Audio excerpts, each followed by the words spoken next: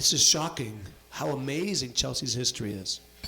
So, instead of me talking, I was asking some of the people in town, who would like to talk and share some history with us. And look who I picked up. Yeah.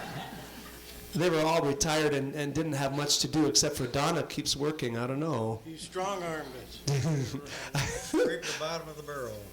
I picked the bottom of the barrel. No, of course not.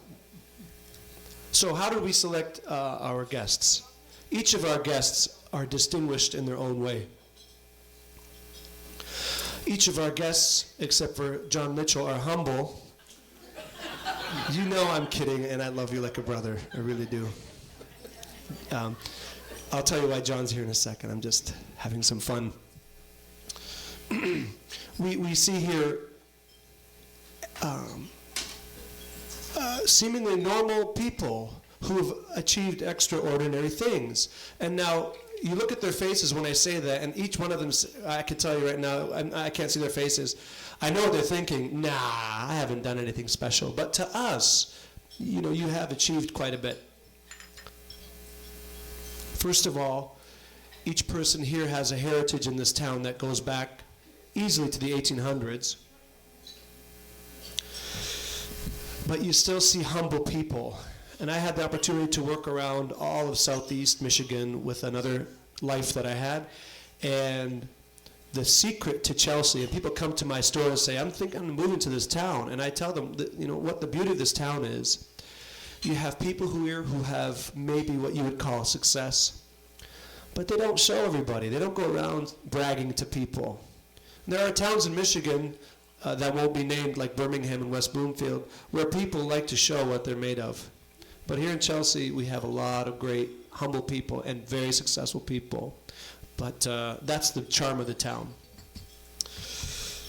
Here's how we'll proceed this evening. Each speaker will be given up to 20 minutes to share something. Some speakers have pre-arranged speeches, and some don't. I will come in and help, and we'll talk like a friendly conversation. And then we will discover their history and who they are. I'll introduce each person. And to begin, we have John Mitchell. Now, John Mitchell is here. He's offered to speak for Mr. Peter Flintoft. Peter Flintoft is an attorney in Chelsea for, I believe, the past 40 years. His partner for the past 75 years. And I think I have it on good word that, John CAHS has recently become the oldest practicing attorney or active attorney in the state of Michigan. I'm not sure about the country, but I know the state of Michigan. So that's Pete Flintoft's background. He loves history, and he was willing to write a fantastic piece on the history of Chelsea's attorneys, or the legal practice in Chelsea. And believe me, we've had a lot of legal battles in this town. Big ones, really big ones. And who else to know better than John CAHS and Peter Flintoft? So, John Mitchell, if you would read what Mr. Flintoft has prepared for us. He couldn't be here tonight, but John will read what he has.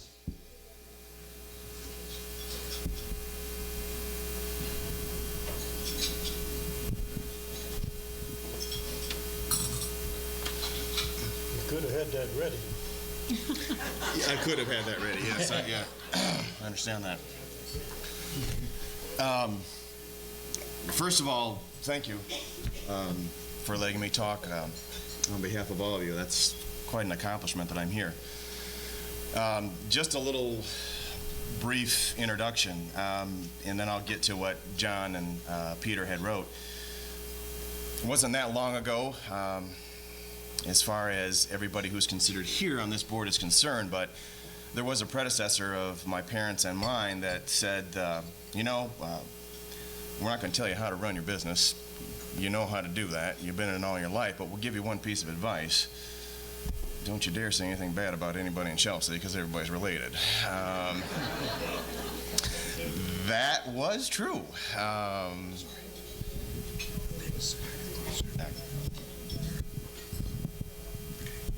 That was true and still is a little bit today. So these are words actually from Mr. Johnny CAHS, and did I put these together?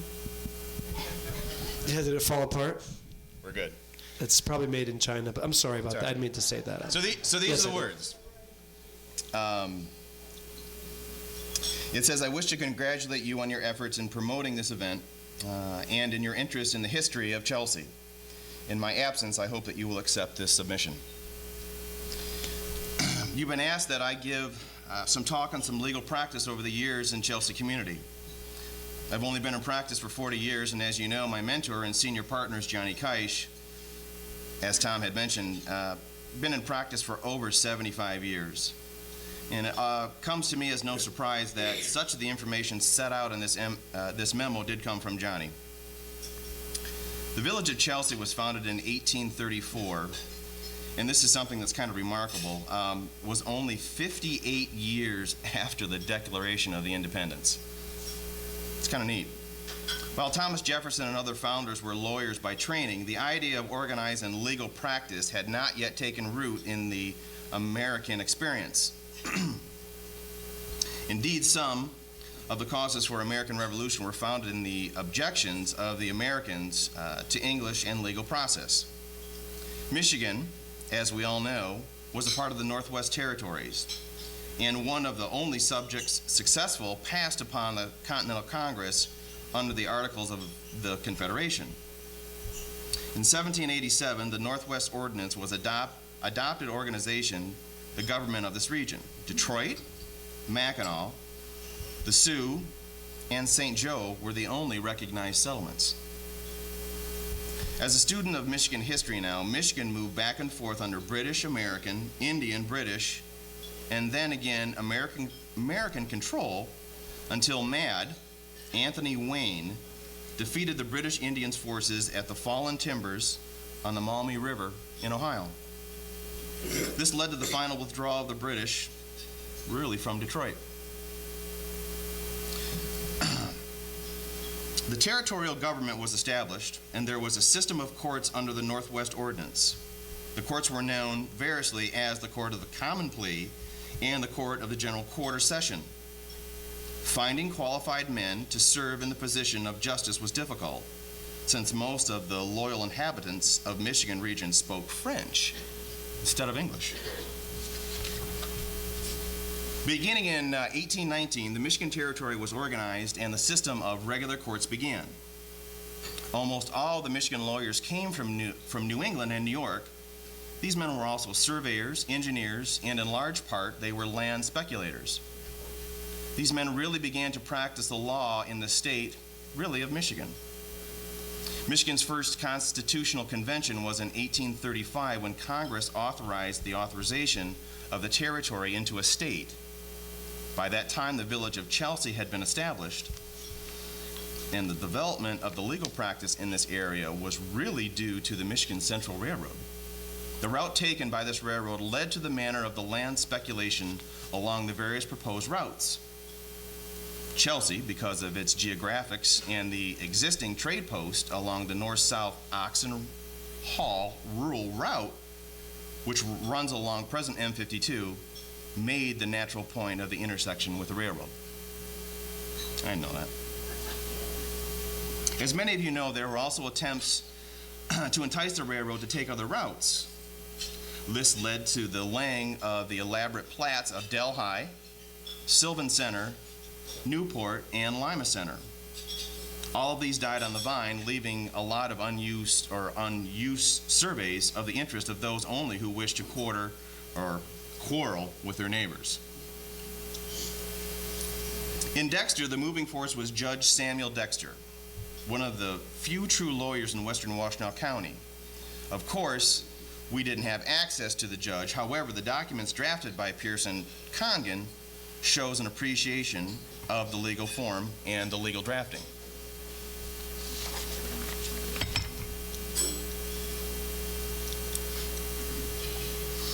The first lawyer to practice full-time in the village of Chelsea was George W. Turnbull. You will notice that Mr. Turnbull's name is spelled with a capital B, George, T-U-R-N-B-U-L-L. Started practice in Michigan on September 22nd in 1870 and continued the practice until his death on September 6th, 1902. He was born in Brunswick, Canada, and led his family that originally came to Chelsea in 1859 to engage in the show and actually of the boot-making business. Like all other aspiring lawyers, he read law. Although the University of Michigan Law was founded in 1859, most lawyers did not have a formal university training but became lawyers by demonstrating their practical knowledge and ability.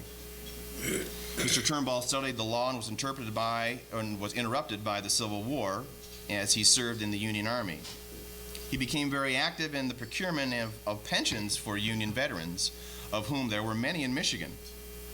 Although it's very little noted today, the state of Michigan had the highest percentage of any state of its eligibility males who served in the Union Army and exceeded 25% of the eligible population. When Mr. Turnbull died, the entire Washtenaw County Bar came to Chelsea to attend his funeral at the Congregational Church.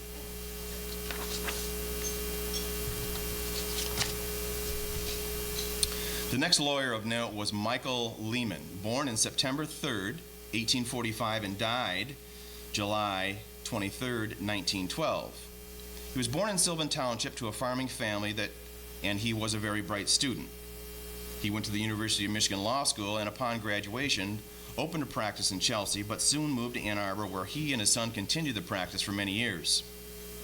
One of those sons, Art, was recognized as a major authority in the Michigan municipal law, specializing in the field of zoning. Another Chelsea native, although he never practiced here, is Ora Taylor. Mr. Taylor practiced in Detroit and was one of the attorneys who helped Henry Ford organize Ford Motor Company. He's buried in Oak Grove Cemetery. I don't know if any of you have, of course many of you have been at Oak Grove Cemetery, but one of the mausoleums, and only the few mausoleums, denotes where he was awarded the French Legion of Merit and many other honors. As some of you know, at our law office was founded by John P. Comball. Mr. Comball, a Sylvan Township farmer, received a diploma from the Detroit College of Law in 1905 and commenced his practice here in Chelsea in that year. Like all other attorneys of the time, he was attractive in real estate law and became over time a director and attorney of the Farmers and Merchant State Bank, one of the two predecessors to the present Chelsea State Bank. Mr. CAHS of our office has assumed Mr. Comball's practice in 1938. However, as Peter said, that possibly could be another story. I would like to end this short presentation by telling you what I know of Archie W. Wilkinson. Mr. Wilkinson must have not only a high respected member of this community, but apparently a colorful one. Archie W. Wilkinson's parents were originally pioneer stock. The Wilkinson farm encompassed present-day Wilkinson Street and Old US 12 running up M52. As you probably know, that there are at least two subdivisions within the village of Chelsea which are named after some members of the Wilkinson family. Archie Wilkinson was a Glazier man, meaning that he was one on the side of Frank Glazier of the Glazier Stove Works empire. Archie served as editor of the Chelsea Standard during that period, and he produced many lycrums, not pronounced right, in the Sylvan Town Hall, which also was known as the Chelsea Opera House. These productions, with visiting entertainers, singers, musicians, and lecturers, provided the only amusement in 1890s at the turn of the century. Chelsea did not have a movie house. We have some of these advertisements from time to time on display at the office. Of the note of construction of the Sylvan Township Hall, if anybody can remember, or if they do not, they can refresh their memory by walking into the structure. One will note that the floor is at an incline and runs northward towards the stage.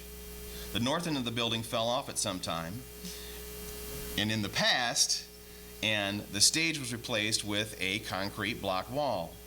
The ceiling has been dropped, but there was, to the best of my knowledge, a balcony. Mr. Wilkinson was Mr. Glazer's principal attorney, even representing Mr. Glazer in the fallout of the 1907 financial collapse and ensuing bankruptcy. Incidentally, Andrew J. Sawyer Jr. defeated Mr. Glazer unsuccessfully in the ensuing criminal prosecution. After the loss of his principal client, Archie Wilkinson was able to reorganize part of the industrial building, which was responsible for Flanders Manufacturing Company coming to Chelsea for the production of the Flanders motorcycle. This was from the association that Mr. Flanders and Archie created Flanders Subdivision and Flanders Street on the east side of the city. The Glazer office building was subsequently purchased from the bankruptcy estate by Mr. Wilkinson and changed to the Wilkinson Building. This is the site of the present Heideloff Appliance Store. Many will remember the original one, of course, before the fire.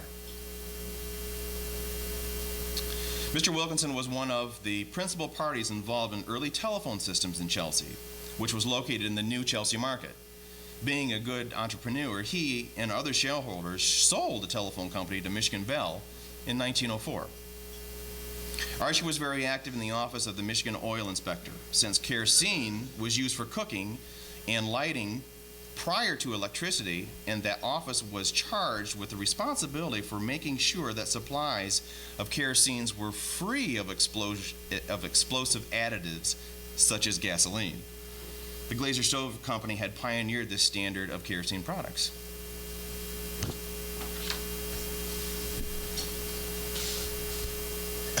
Over the year, I have collected a lot of bits and pieces of Chelsea trivia. Let me conclude this presentation by recounting the advertisement that Mr. Wilkinson set out to the Chelsea community for the dinner that he was hosting in 1911. The invitation reads as such. The invitation was to the Wilkinson Building for an Irish dinner. Featured 14 courses of potatoes.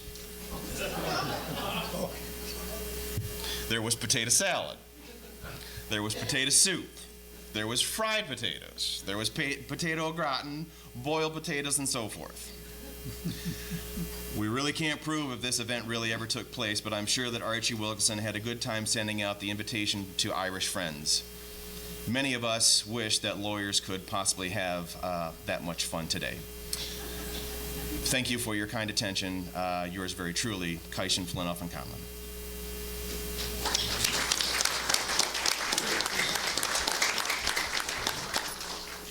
Next, we have Miss Donna Lane. If you notice in the booklets that we made, you can see a brief summary of Donna.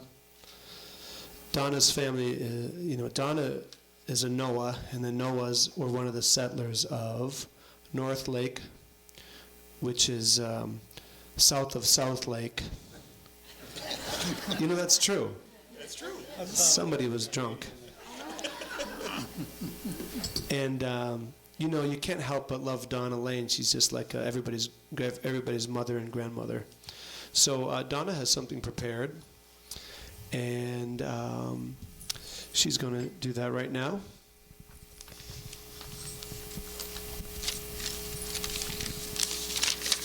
I don't know if I can sit down and talk.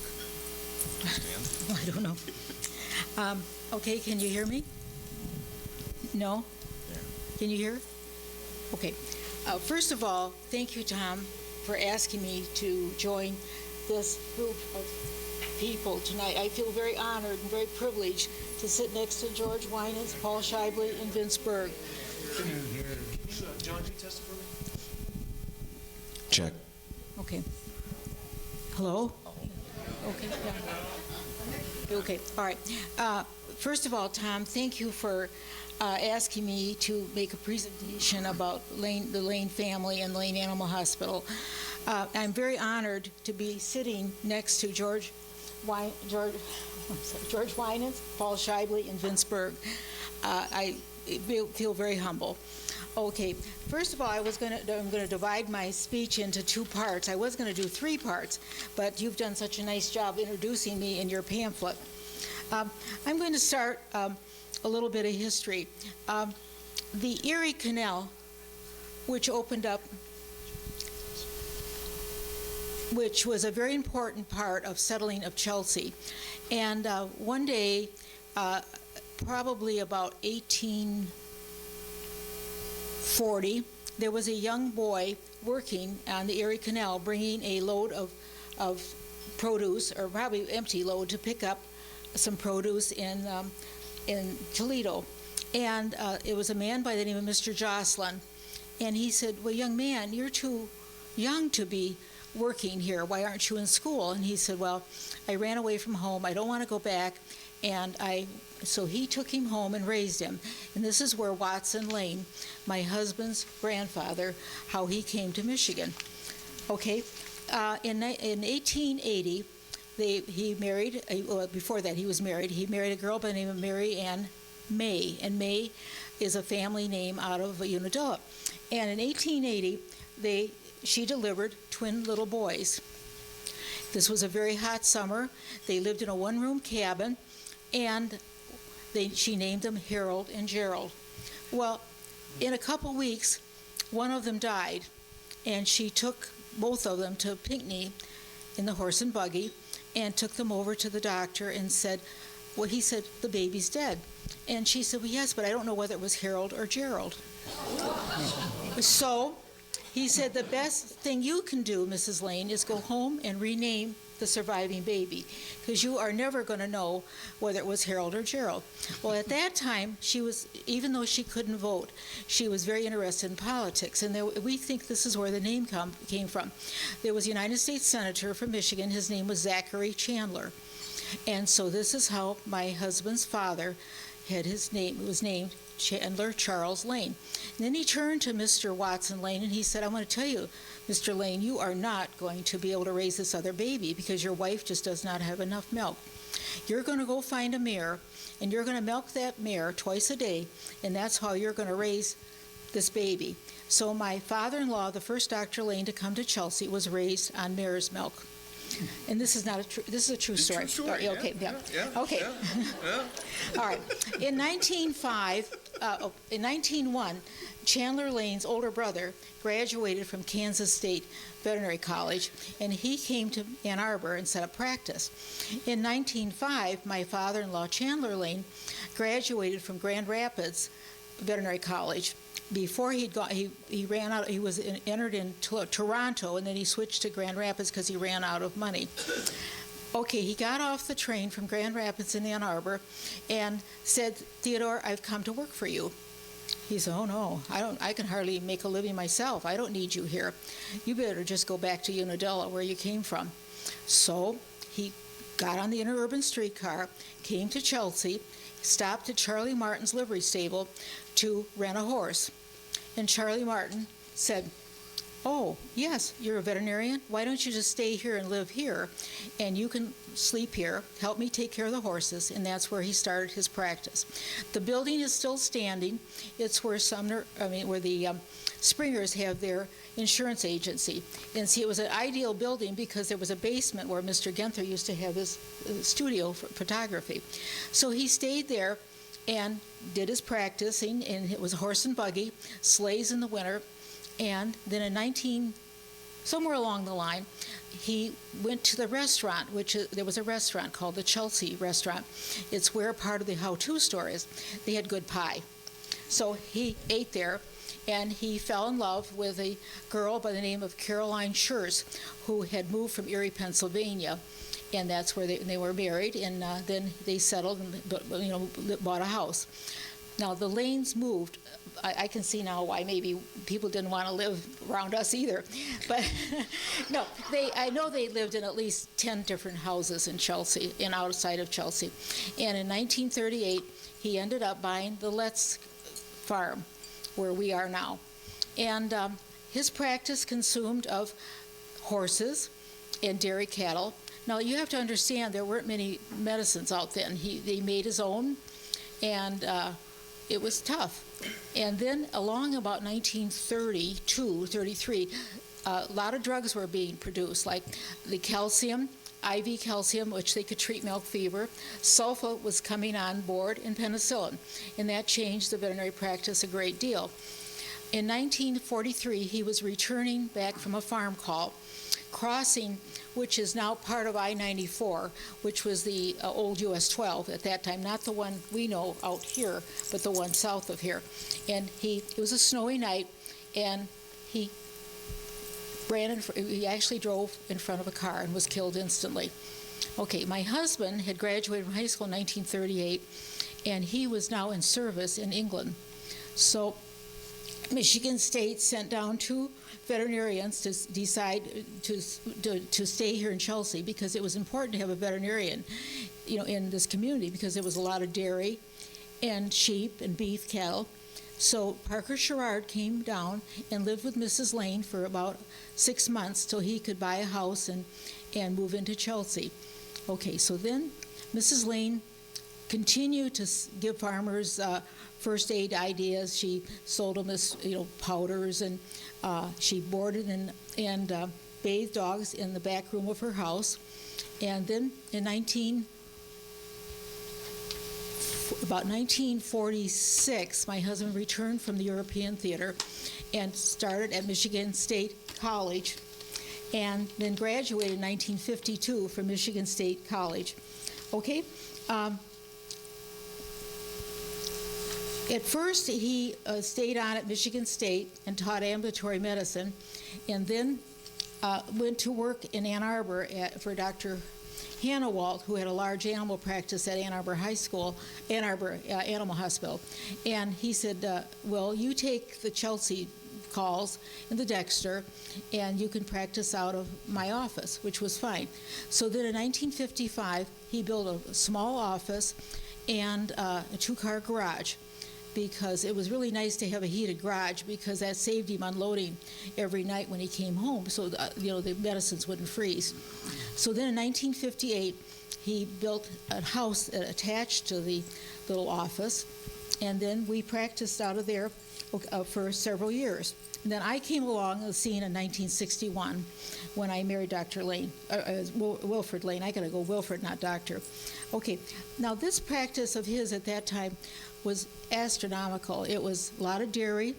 Washtenaw County at that time, and I think it still is, the largest sheep-producing county east of the Mississippi River. So we would have a lot of deliveries and sick sheep. We had a lot of pigs here. We had one farm near Dexter that he raised, probably shipped out 500 pigs a year, and that was a big account. I looked at the day book here in 1965, and Ira Bolges was one of the clients. Well, Bolges Dairy is down at the corner of, I guess you call it the 23 bypass and Plymouth Road. And one day he was down there making a farm call about this time of right now. He called up and he said, well, what do you think? Win Schuler just bought the corner. What do you think he got for it? I said, oh, gee, I wouldn't know. $20,000. That's where Win Schuler built the other restaurant down there. Okay, a veterinarian has to be pretty well organized, because when you get called to a farm, it might be a Guernsey cow, maybe a pig, and the wife always had chickens, and of course sheep. So you had to know how to treat all of these things. Then in 1968. Or 1966, we built the hospital where Dr. Cleanthus is. And at that time, we could see the handwriting on the wall that large animals were going down and small animals were going up. And at one time before he died in 1996, it was a 10% large and 90% small. He did a complete flip-flop, because when I married in 1961, it was the other way around. Okay, the big thing that's changed in veterinary medicine, it's also a big change in human medicine, is anesthesia. There are so many wonderful drugs out there now. We have tranquilizers. We intubate our patients, just like they would be if you had surgery tomorrow at Chelsea Hospital. When I married Dr. Lane, the only thing we had was a phenobarbital derivative, and the dogs would sleep for a couple days. Well, then my brother worked for Park Davis, and he said, there's a new anesthetic out called Serotal. Would you like to try it? He said, only keep the dog down about a half hour.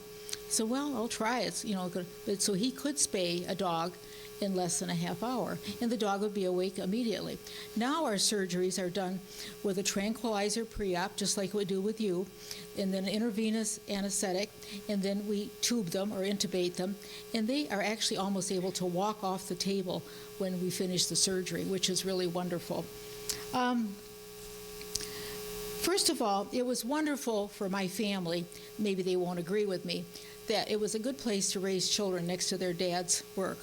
They all were expected to work, and they all were expected to help. So they never knew what it was like not to work there.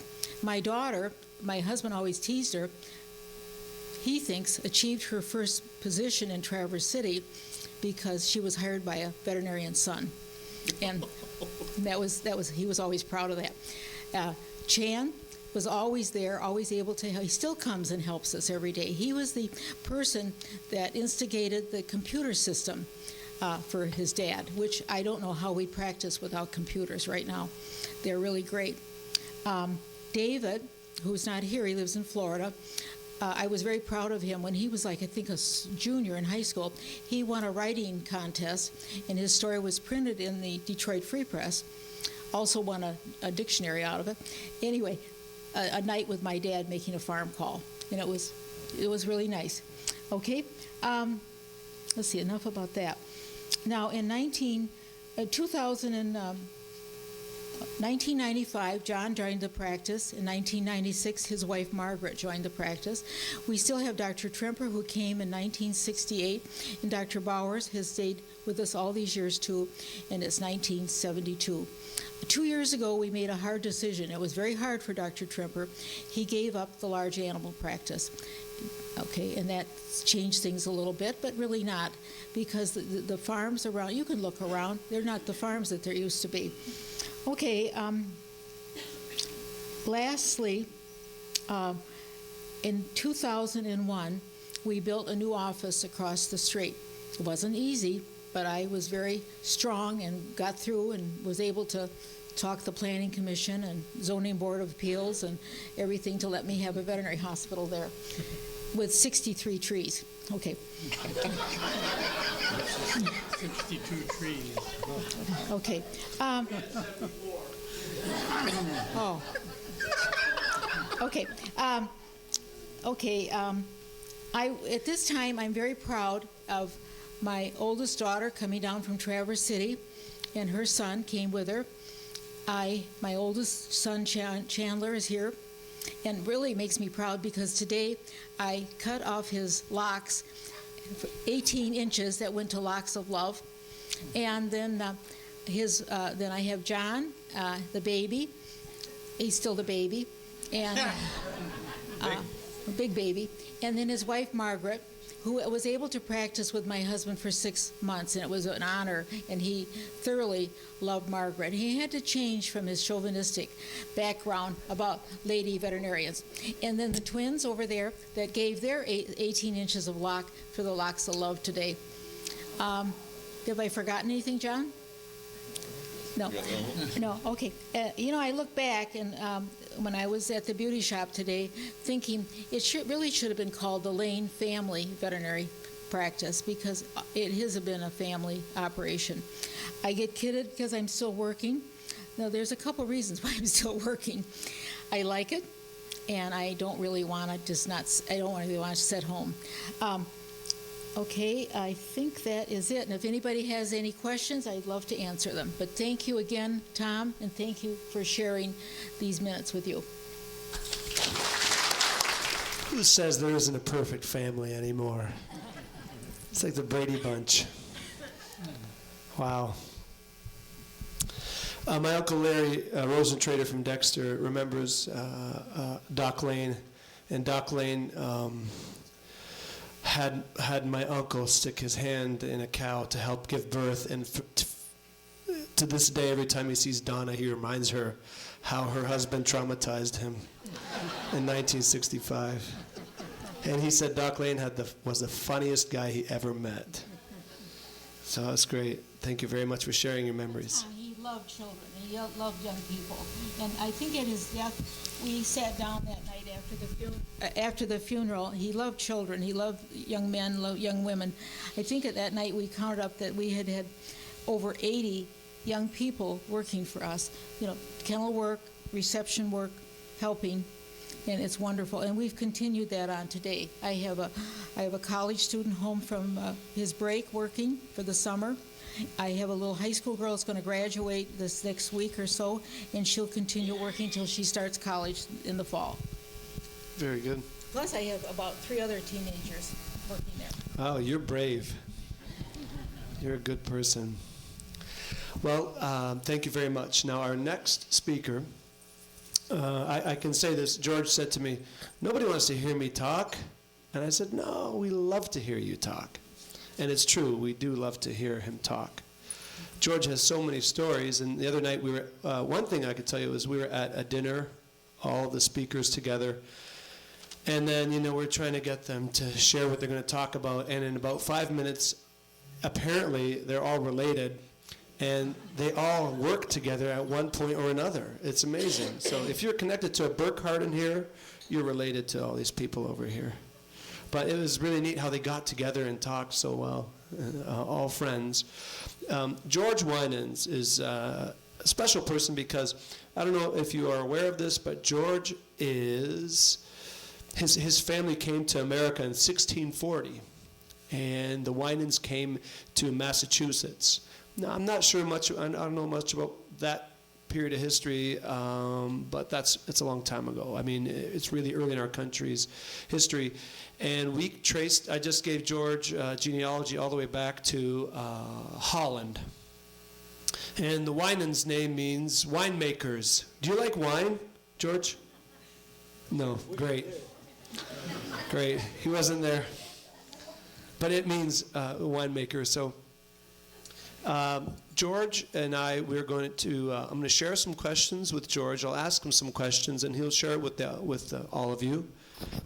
George has so much to talk about, so we're going to focus on things that you might not know, more of a personal nature, maybe how, his relationship with his family or what he felt about Chelsea. And, George has been around the world. He didn't have to come back to Chelsea, and yet he came back. And so George is a graduate of the class of 1940, right, George? And we're very lucky to have him because he was around town when all those people who were the movers and shakers of the 1880s and 1890s were still around. And, they were around in the 40s. And George, was pretty active. So, George, would you like to address the audience first before I grill you? Roast you? Ask the question. Ask a question. So, did you sign up or were you drafted for the war? I enlisted so I could be in the cadets rather than be drafted. Can you hear that? I'll make it louder if we need to. 1, 2, 3, 4. 1, 2, 3, 4. Louder? 1, 2, 3, 4. 1, 2, 3, 4. How's that? You can get closer to the mic. It's been sanitized. I can't get any closer behind it. Nice. See? You should have had the George Winans show. Forget Tony Orlando. Can you hear now? So George, what was your father like? What was your relationship with him? What was that like? Well, I'll tell you, I was the 7th child of mother and father, and during the Depression, he really did not have time to spend with the kids. I don't think he's the only father. Any time he could make a buck, he was trying to make a buck. And contrary to the average opinion, when you're a jeweler's son or your father's a jeweler, you thought, geez, they must be rich. There was very, very few people bought jewelry during the Depression. And it was very close to losing everything. In fact, my grandfather, who started the business in 1898, finally decided that it wasn't enough for the two of them, and he was getting older, so he retired and left the business to my father. Well, even with that, there just was not enough business to make things go well. So they mortgaged a house built on the corner of Adams and Madison Street. It was a wedding present from my grandfather Burkhart to them when they were married. That's a pretty good present for a wedding gift. But it got to the point where he had to mortgage it to make things meet with 7 kids at that time. And so things went along, and after the war, he was able to reclaim it. But they did need that money in order to survive because he just was not there in the jewelry store. Mother would call him and want him to bring some groceries, and he said he might not have the money. Somebody come in with a $10 bill, he'd go next door and get it cashed. So that was pretty close quarters. But he finally turned the business over to my brother Dwayne, who was 25 at the time. Dwayne worked at the Federal Screw Works at night and ran the store in the day. How he did that, I don't know. It's pretty, but here again, did not have that much business. Regretfully, my brother was killed in 1940 in an automobile accident, just the other side towards Ann Arbor from Stivers, right in front of the house where my mother was born. She wouldn't go by that place for years. But anyway, my dad had to take the store back, and he and Mr. Heidloff decided to go in business together because neither one of them could afford the $15 a month rent. So they split it, $750 apiece, and went in business from 42 until after the war. Mr. Heidloff had one half of the building. My father had the other half. My grandfather helped fix clocks and things. So after they did well, was the salvation, of course, to all businesses after the war and during the war, because people had money and things started to boom. And that was probably from then on until 1995 was probably the best years that the store ever had. And I was fortunate enough my dad asked me to come in business with him. Had no idea I was going to do that, but I didn't. I had a high school education, so I could fly a plane. So what? That didn't mean anything after the war was over. So I decided my grandfather one day said, "Would you like to learn how to clean a watch?" And I said, "Gee, I'll try." It just turned out to be easy, and I decided that Dad asked me if I'd like to come in the store with him, and I decided that I would. And so I eventually ended up going to watchmaker school and gemology and studied things that really my grandfather and Dad were not well versed in, but they didn't have to be because nobody else was in those days either. People got smart, and most of them are pretty smart anyway. Mm-hmm. I met Jeanette, and then I couldn't see anybody else but her, and we went to school. She went to school with me, and we came back, and the store was going on quite well. My grandfather died about that time, but my dad and I became partners, and we found out that the Armstrong's family, who owned the building, decided that they wanted to charge us $50 a month rent. So I said, what are we paying rent for this? Why don't we try to buy it? Oh, they'll never sell it. I said, well, let's find out. So they were thrilled. They wanted to get off from under it. So we bought the store, and from then on it was ours, and we felt good about that. Being in business in Chelsea was wonderful. There's so many wonderful people in town, and so many honest and trustworthy people. For example, people would bring something into us, a ring, a watch, or whatever. We'd make an envelope, never gave them a receipt, and they didn't want one. And that went on for years and years, starting with my grandfather, and I never gave it any thought. But all of a sudden, as people were passing on and people coming in from out of town started demanding a receipt, I was kind of insulted at first, but that was, we didn't have any idea of not doing that, of course, when they wanted, but it worked out real well.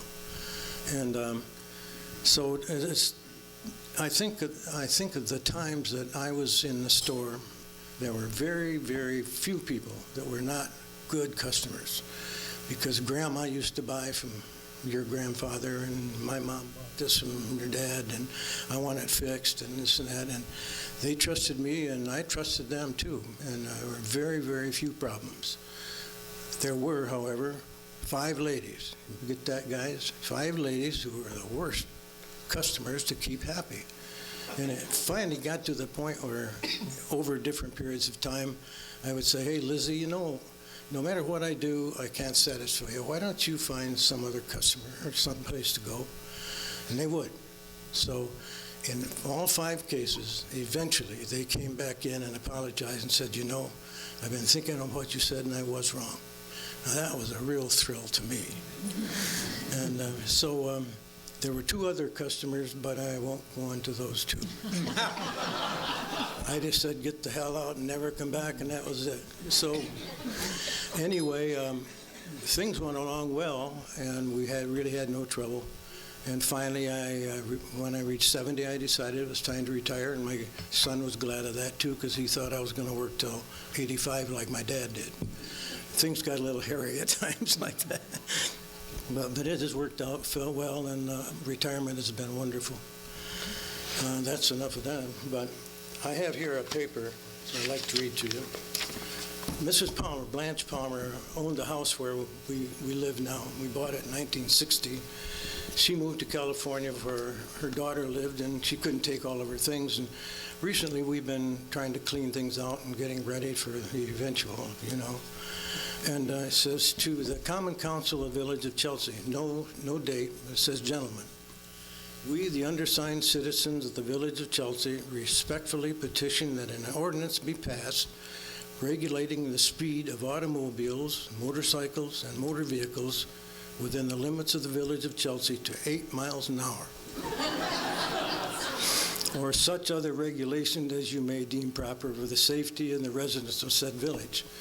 And here's the list of 53 names, 58, I guess. But anyway, I look at them, a lot of them, I remember, you know, Brazenleys and Bacon and Albers and so on, but most of them are not here anymore. But I went out to see John CAHS to find out who these people were.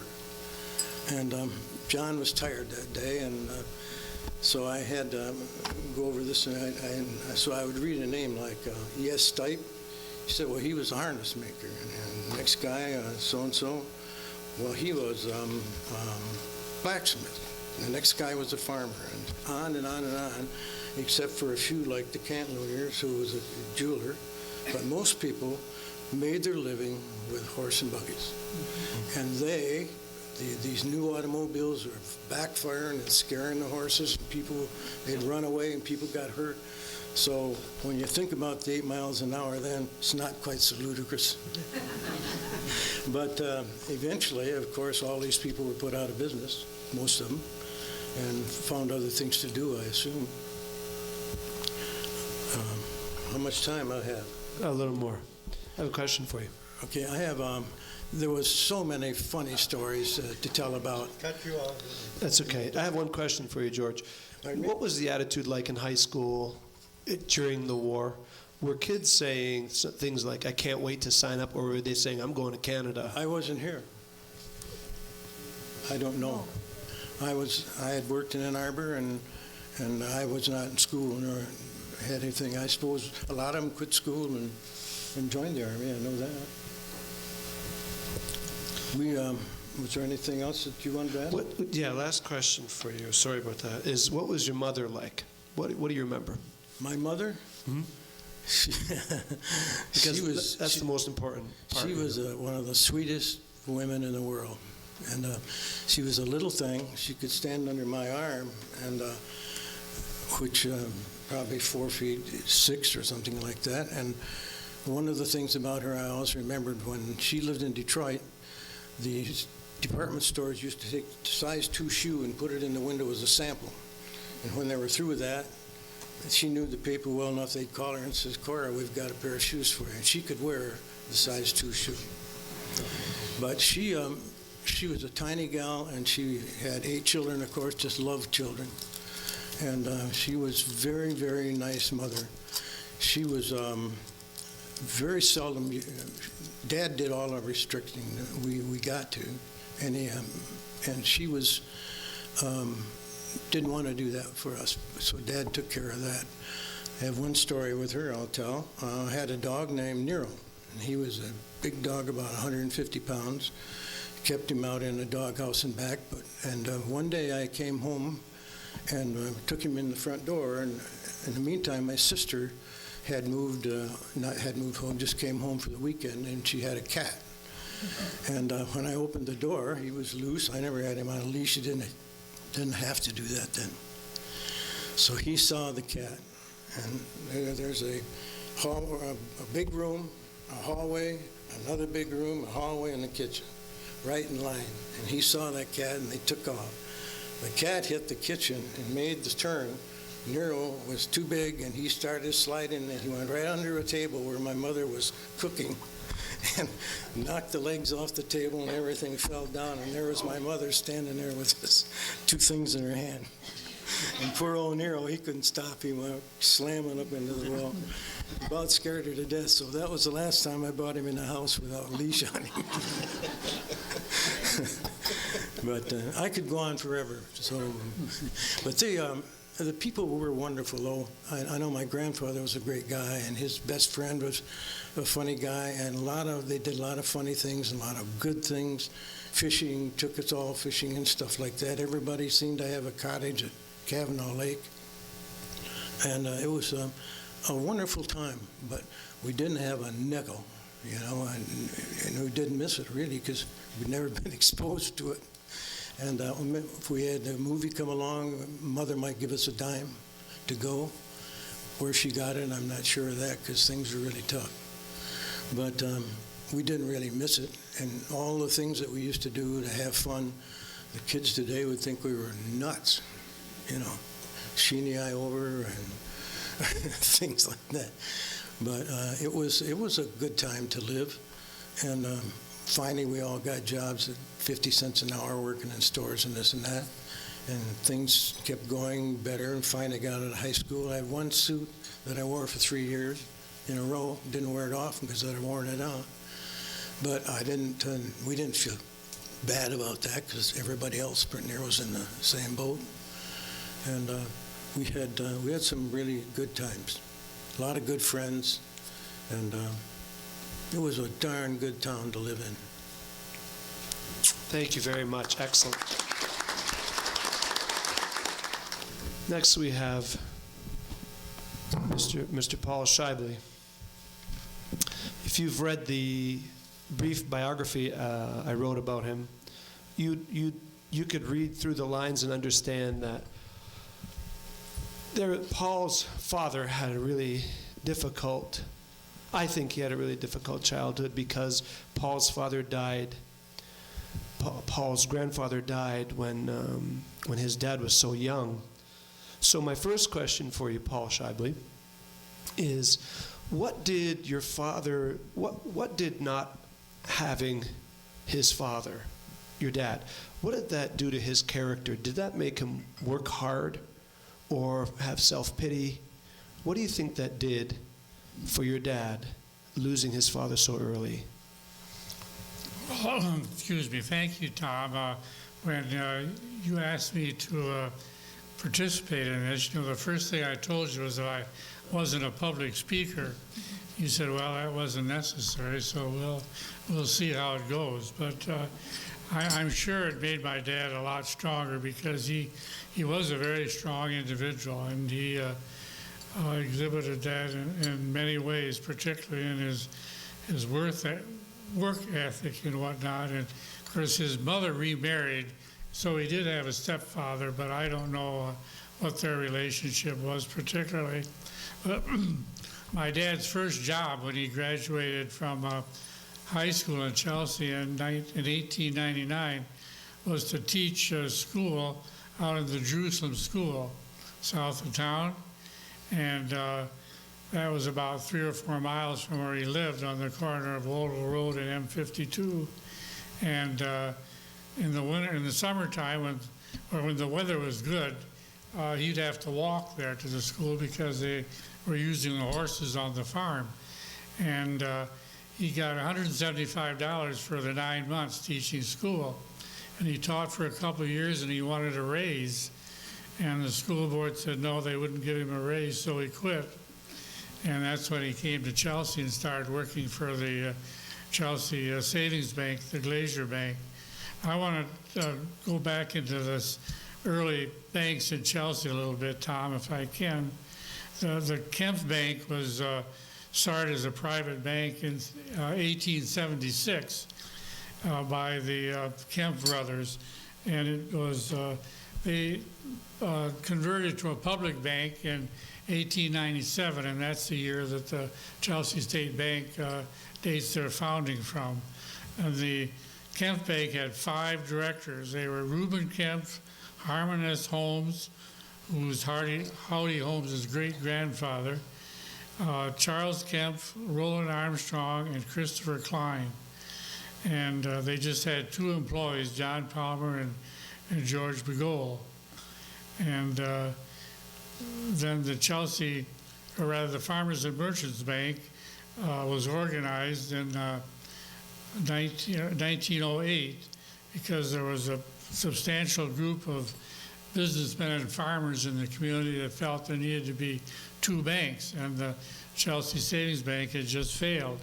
So they went out and sold 250 shares of stock at $100 each to 56 different individuals, and none of them owned over 10 shares. So it was really a widely diversified group of stockholders. And among the original directors were some names you'd recognize as Peter Merkel, Christian Grau, John Comball, who was mentioned earlier, John Waltrus, who was the first president of the Farmers and Merchants Bank, and Orrin Burkhardt, who was George's grandfather. And my dad tells about different things that happened in the village in the early years. And one thing that I always got a kick out of, he said as a young man in town that he and others would race their horse and buggies up and down Main Street. So I guess this racing of vehicles started long before the automobile. 8 miles an hour. 8 miles an hour, that's right. Yeah. Well, anyway,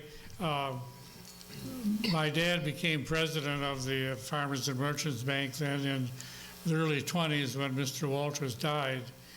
And they continued to operate in the building, the first building north of the second building from the corner of the Middle Street and Main Street. It's their flower shop in there now.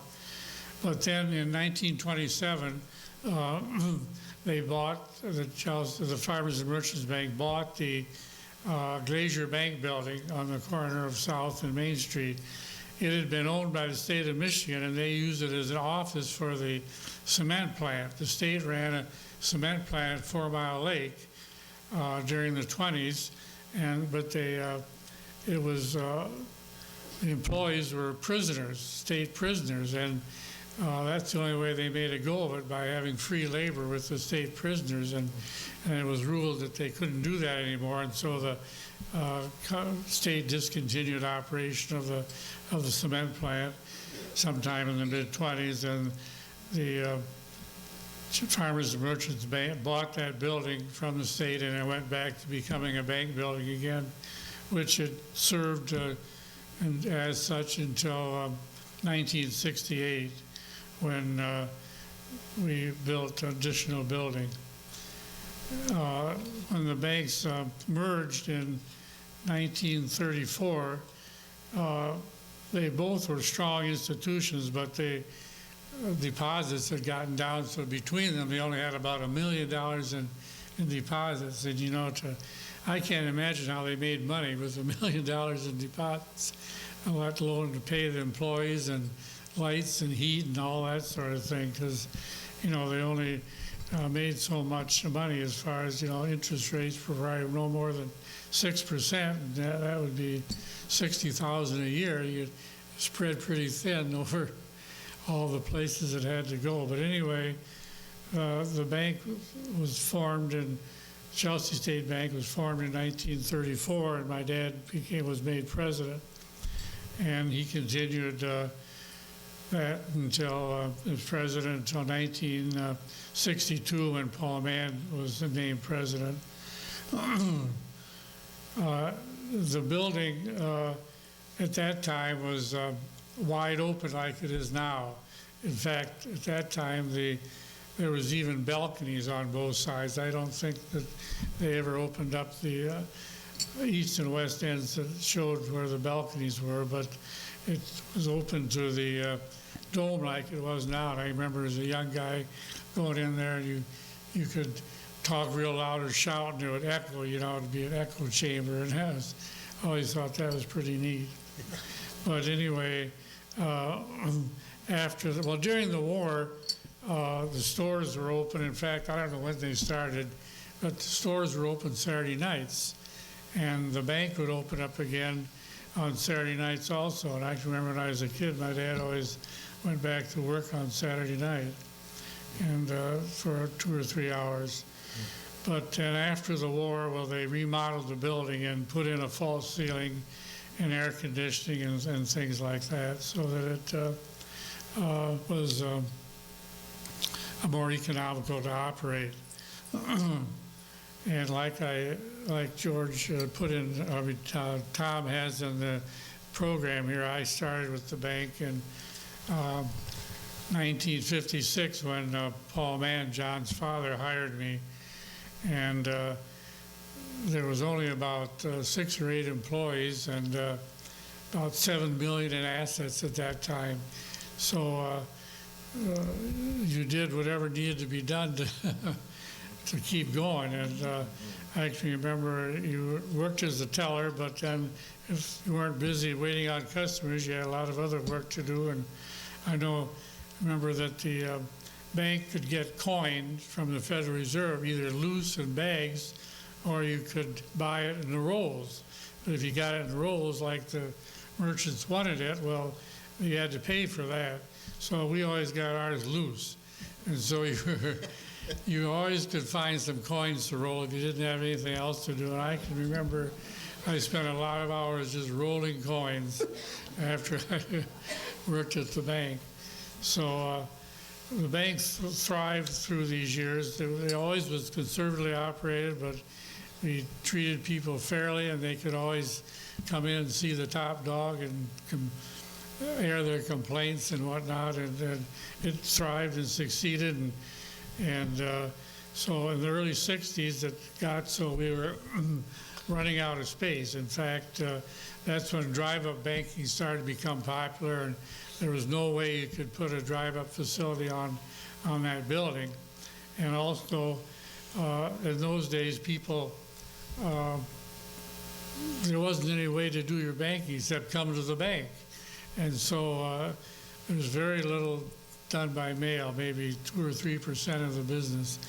And so at times that bank lobby would really be crowded. I can remember some Saturday mornings, I don't think all the people could get in the lobby. There was so crowded, people coming in to cash their checks or do their business. And so that's when we decided that we needed to have a bigger facility, and we wanted to stay downtown. So they finally settled on the site at Orchard and Main Street there, which is still a branch to this day. And when I started with the bank, everything was either done by hand or with mechanical posting machines or calculators. There was no other kind of equipment. And so it was pretty much of a manual operation. But then in the late 60s, computers were becoming popular, and so we contracted to have our bookkeeping work done by a computer. But we couldn't afford to own one. But at that time, there was centers around the state that you could take your work to, and they would process it for you and then bring it back. And so every night, our work would be sent up to Mason, and there was a center there where they processed it overnight and brought it back the next morning. And so that was a big improvement over what we'd done before. And so things progressed very nicely with the bank, and we opened a branch in 1980 out where the main office is now. And later that, in the mid-'80s, we got our own computer, which was really a big step, but it was necessary at the time. And that really changed the operation completely. And then again, we were running out of space there at the Orchard in Maine, and so in 1993 we built the main office there where it is now, where the branch had been. We made that into the main office. And since then, the bank has gone into check imaging, and now they, as I understand, have reverted back to where the computer is off premise, and but rather than the checks being sent to a center, they're done by wire. They're just, I don't understand it, but they go over a wire some way and are processed and get the reports back by wire. And of course, the bank has printers to print out all this stuff. So the banking has really changed over the years, and now, you know, the traffic at the lobby is minimal compared to what it used to be, because everybody has their checks deposited directly by their employer. Social Security checks come electronically deposited, and you can do your banking by computer and all sorts of modernistic ways. So it's really a different operation than it was. So that's sort of a brief history of the development of banking in Chelsea. Paul, what do you think when you look back? What characteristic about you made you, well, I would think you're successful. What made you successful? Many people would like to be, you know, president of the bank or the leader, but somehow you rose to the top. What do you think about yourself got you there? Well, I don't know. That's hard to say. I had a good education. I can't deny that, and I was willing to do anything. You know, I was willing to do any work that needed to be done, and I just was patient and learned the business from the bottom up, and just through a normal progression of time, I evolved into the president's chair, I guess. The last question is, why did you stay in Chelsea? You know, you were in Indianapolis, you went to Northwestern, you obviously got a taste of cities and you know, not just small town, but you've seen what it was like elsewhere. What was one of the main reasons why you came back and stayed in Chelsea and spent the rest of your life here? Well, first of all, I was offered a job. And I was working in Detroit, and we lived in Ferndale and worked downtown, and so that was a commute about two or 2.5 hours a day. And having grown up in a small town, that was not very appealing to me. And I was married by then, and we had one baby.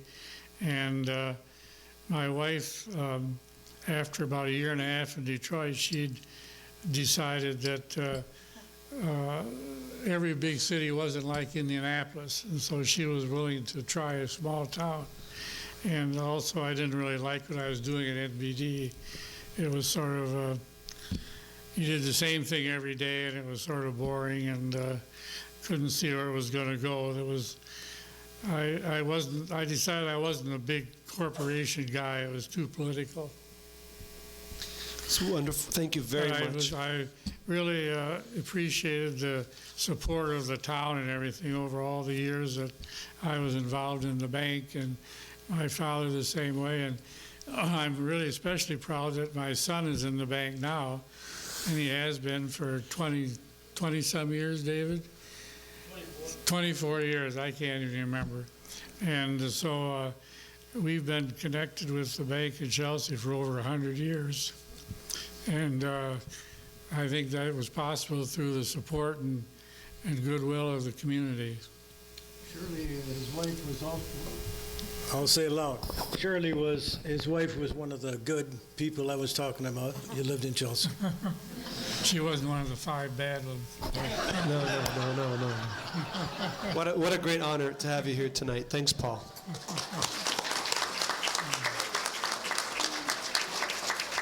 feeling, if any of you know Vince Berg, please tell me if I'm wrong or right, but I have a feeling that Vince was a lot of fun in high school. Is that true? Yes, know. yes, I can tell you. There's a classmate right here. Right, yep, yep. He was one of the class cut-ups. He was one of the class cut-ups. Yeah. Today, you'd get arrested for saying that in school because it'll mean something else. You know? But back then, sure. Okay. Our next speaker, and one of our honored guests this evening, of course, is Vince Berg. And many of you remember, or maybe you don't, but Berg Pharmacies, right where Zuzu's is today. And, you know, the history is great because Vince's father knew Mr. Vogel, and Mr. Vogel's daughter's here tonight, Betty Vogel, Betty Osterly. Can she raise her hand over there? Where's Betty? See? Betty, your dad got Vince and his family their first job, so isn't that neat? Everybody's connected in this town, so it's really nice. And you know, when George said, you know, he had very few problems, in the 5 years that I've been in business in this town, I've had 0 bounce checks, and I do, you know, a lot of times we get big purchases. 0 bounce checks. You know, 24 times people come in with no money, I give them the product, I say, pay me later, and they all paid me later. It's great, so far so good. Now Vince, of course, is a pharmacist himself, and Vince has prepared something to speak to you about tonight, so Vince Berg.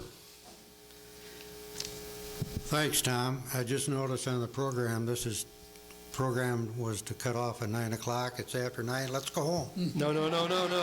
Oh. That's not true.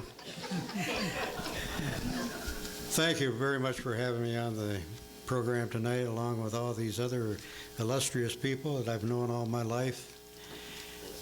I don't have the memory of Donna Lane, so I prepared something that I'm going to have to read because I've got a lot of names and a lot of dates here that I can't remember. My computer memory bank isn't what it should be. I'd just like to spend just a brief time on the history of pharmacy and drugstores in Chelsea. The history of drugstores in Chelsea goes back to at least 1871. That was the year that George Glazier moved to Chelsea to operate the bank drugstore with his partner, Michael Noyes.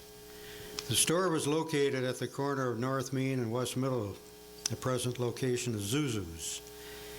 In 1881, George Glazier's son, Frank, took over the store and partnered with Saxey Stimpson and employed a young man by the name of Lou Vogel, whose daughter is sitting back there. That's Betty.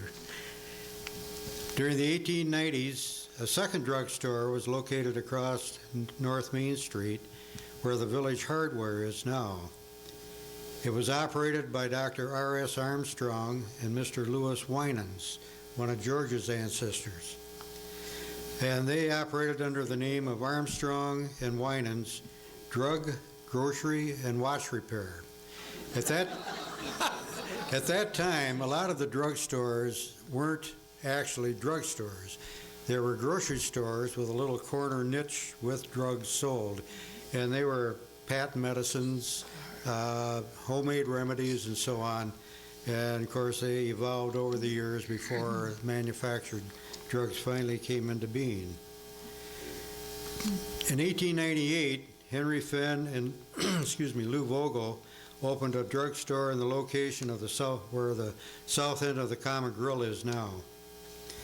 Also at that time, a drugstore was located on the corner of South Main and Park Street, where the Chelsea Market is now.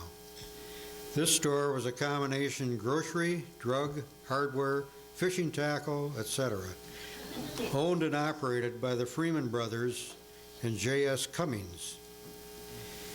In 1908, Lou Vogel left the partnership of Henry Finn and bought Frank Glazier's drugstore. Glazier had moved the bank to the corner of South and Main Street in 1902 to the George P. Glazier Memorial Building, the present courthouse. During this time, Finn and Vogel had in their employ a young aspiring pharmacist intern by the name of Vince Berg I, who was my father. And go to the second page. There's only 3 pages, so. Vince Berg I would go on to study pharmacy at Ferris Institute, which is now Ferris State University, and graduated in 1909. In 1911, he worked in Detroit for Bazell and Foster, and then bought his own store in Highland Park. In 1922, he sold his store and returned to Chelsea and purchased a drugstore from Lou Vogel in 1924. He owned and operated Berg's Corner Drugstore for 24 years. When he first took over the store, it was selling paint and wallpaper, hardware items, other things besides drug items.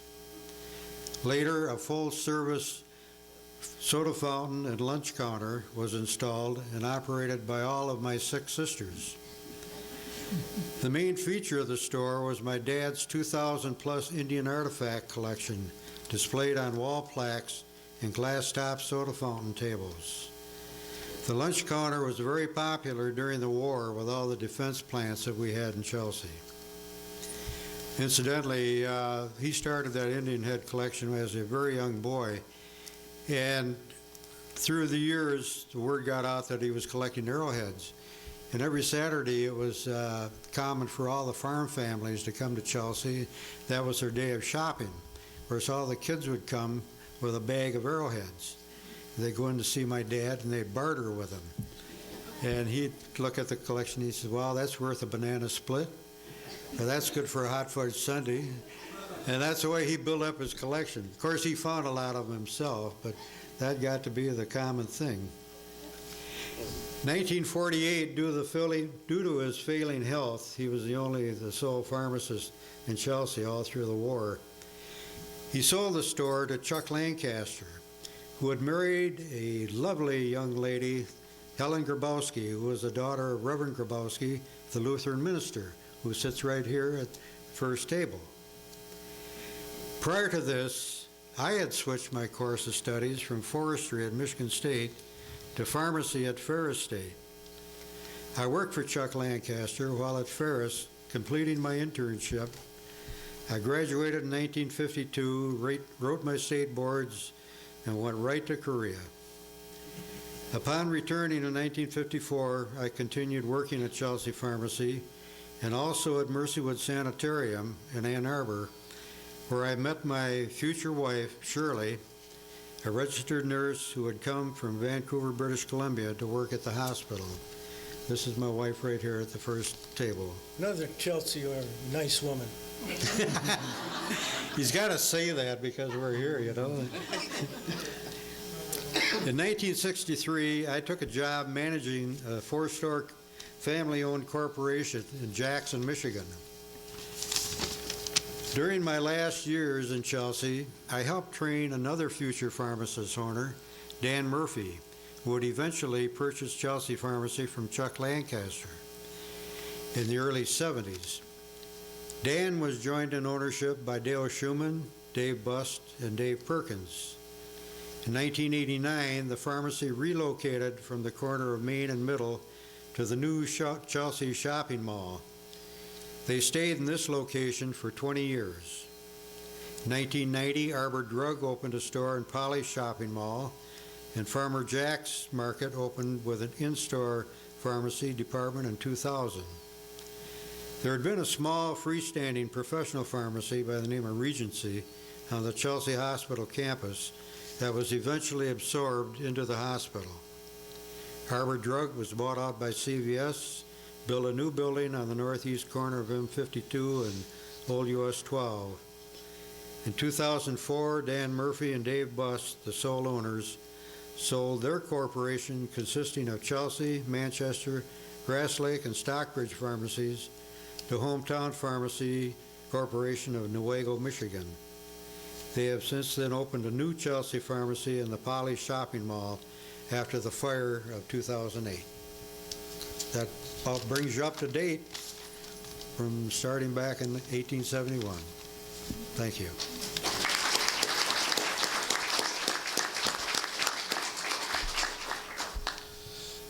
Vince, can you tell us a story, please?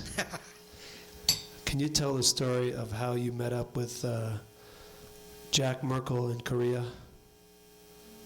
Remember Oh. that? Remember that story? Yeah. This was, well, Jack was, he was a platoon leader in the 7th Division, and I was with a MASH unit, both of us up on line, and we both were in 2 separate theaters of operation, and I guess we both got a one-day pass to go down to Seoul. Well, there was an ambulance from our outfit taking some wounded down, so I rode down with him. And I was going through one of the buildings. It was a bombed-out high-rise. They converted it into a PX. And I think I was up on about the 3rd floor. And I came out of one of the rooms, and they had the big open stairway. And I looked down the stairway, and I saw the 2nd lieutenant come out of the room on the floor below me. And I said, my gosh, that looks like Jack Merkel. And I yelled down, and I said, hey, you shaved tail Merkel? That's what we called 2nd lieutenants, shaved tails. And he looked up, and he said, my God, Vince. Well, that's how we met. And we spent the day together, tooling around a Jeep. And then another time, Bob Daniels' destroyer put into Incheon Harbor, and he and I had been corresponding, and he knew my location, and he knew my call number, or call code. So he got to a phone on land and called my unit, and I was sergeant of the guard that night, and I had a new orderly in the orderly room, and he didn't know any of the rosters, he didn't know any of the NCOs or anything, and this ensign was calling from the Navy looking for Sergeant Berg, and the guy said, geez, I don't know where he's at, I don't know who he is, and anyways, we never connected. I reamed that kid's butt when I got back and found out what had happened, but it was a simple mistake. I also looked up Jack Wilnitz. He was in the 40th Division. I was very fortunate. Did you take that as calmly as you appeared to do? I'm sorry? Do you take that as calmly as you are acting now? Oh, yeah. Ladies and gentlemen, I think our panel deserves a standing ovation, don't you? Let's give them a round of applause, please. That's right.